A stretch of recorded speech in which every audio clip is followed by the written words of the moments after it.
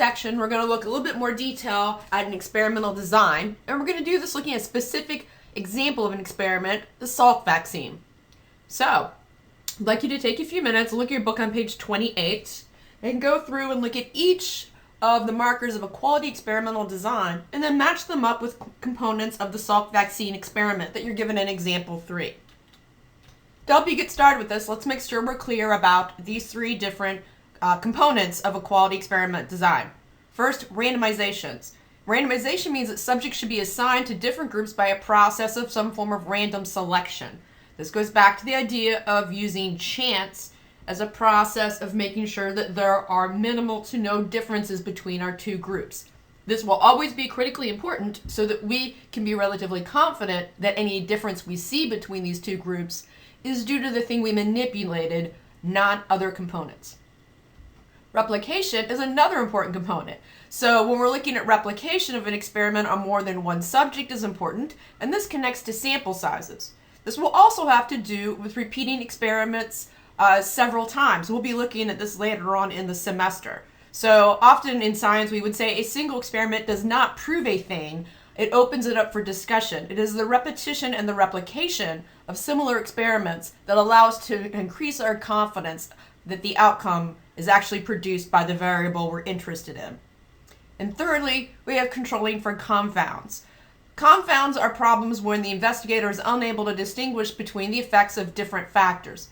This means that any of a number of things could have caused the outcomes we saw between the 2 groups, and this makes it difficult for us to make solid statements about what is producing the difference, and thus what future interventions should include. So, pause the video here, take a few moments and go through and identify these components from the Salk vaccine experiment, and then turn the video back on and let's look at these together. Randomization. So, when we're looking at the Salk vaccine, they randomly assigned children to either a treatment group or a placebo group. A placebo group is individuals who are told they are receiving the treatment, but actually are not. This has to do with controlling for a particular confound, which we're going to look at in just a minute. The other thing when we're looking at repetition is having a sufficiently large sample size. We're going to be looking at how to calculate appropriate sample sizes later in the semester at Chapter 7. So keep in mind, the sample size is often determined by characteristics of the experiment itself. All right, controlling for confounds. Now, we have 2 major confound problems in this particular design. The first is the placebo effect. This is when untreated subjects report improvement in symptoms or other expected outcomes. The second is the Hawthorne effect. So this is when subjects alter their behavior due to there being awareness of being studied. This came out from a particular factory study where they were looking at the effect of implementing new equipment. And they had individuals walking the floors in the factory, observing the differences in production time and quality. What they noticed was both the individuals using the new equipment and the individuals using the previous equipment both improved in both their quality of product and speed. So that was determined by the researcher at the time, Hawthorne, documented it, and thus became the Hawthorne effect. Now, when we're looking at this, these are controlled in the Salk vaccine experiment by having both an experimental group and a placebo group. This means that both groups believe they are receiving the treatment and both know they are being observed. Since these are now similar across both groups, this increases our confidence that any difference we see between them is due to the actual intervention, or in this case, a vaccine.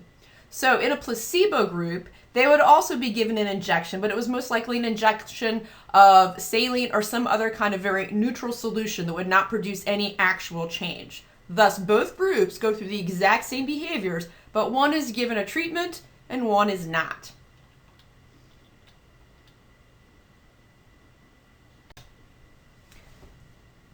When we're looking at experimental designs, it's important to have rigorous control between your groups to minimize these differences. And we're going to look at 2 other ways that we can do this. One is with a randomized block design, and the other is a matched pairs design. In a randomized block design, we divide the subjects into different blocks after the study is being arranged. So this is slightly different from a stratified sample. Our stratified sample, we're using looking, for example, with a survey, we divide people into subgroups prior to the study. Here in the randomized block design, we divide people into groups after they've been accepted for the study. Now, the other one that's important is matched pairs. In matched pairs, individuals in the treatment group are matched with a person in the placebo or control group on a set of characteristics that are considered to be important for the topic of the study, but are unfeasible or unethical to manipulate. This is really common in a lot of medical research studies. So, examples of this when we're looking at whether or not smoking causes cancer, which we'll actually look at a little bit more detail later this semester, looking at anorexia, and looking at effects of religious or spiritual beliefs on recovery from a health crisis. So, an anorexia, for example, obviously would be very unethical and really actually very difficult to actually manipulate a group to develop anorexia while the other does not.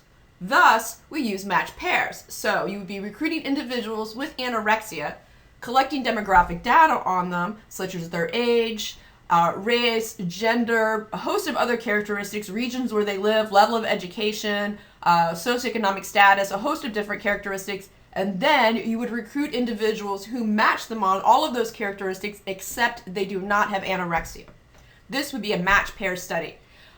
Similarly, we look at the effects of religious or spiritual beliefs in recovery from a health crisis. Again, it would be very difficult and also unethical to manipulate people's religious or spiritual beliefs. So, you would recruit individuals who report a strong religious or spiritual belief and, again, assess their demographic characteristics, and then recruit individuals meeting all of those same characteristics but do not report strong religious or spiritual beliefs, and look at them as they both go through a similar health crisis. You find a lot of this work when you're looking at, for example, people's responses to overcoming cancer, heart disease, and several other chronic illnesses.